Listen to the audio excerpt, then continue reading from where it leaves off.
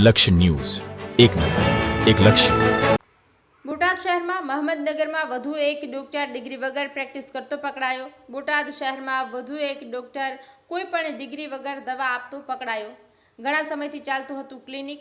તો શું બોટાદનું આરોગ્ય તંત્ર સાવ ઘોર નિદ્રામાં હોય તેવું લાગી રહ્યું છે? મળતી માહિતી મુજબ બોટાદ શહેરમાં આવેલા મહમદનગર વિસ્તારમાં ચાંદ ક્લિનિક ચલાવતો એક બોગસ ડોક્ટર ઝડપાયો છે.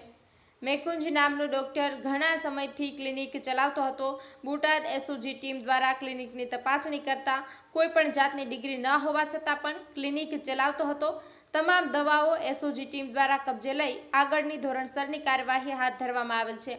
અને સમગ્ર બોટાદ જિલ્લામાં આવા ઘણા બધા બોગસ ડોક્ટર પોતાની હાટડીઓ ચલાવી રહ્યા છે. તો લોકોના સ્વાસ્થ્ય સાથે ખુલ્લા ચેડા થઈ રહ્યા છે. તો હવે બોટાદ જિલ્લાની પ્રજામાં પણ રોષ જોવા મળી રહ્યો છે. અને બોટાદ જિલ્લાના સમગ્ર આવા બોગસ ડોક્ટરો પર કાર્યવાહી કરવામાં આવે તેવી લોક માંગ ઉઠવા પામી છે. રેનિશ સુરાણી, બોટાદ.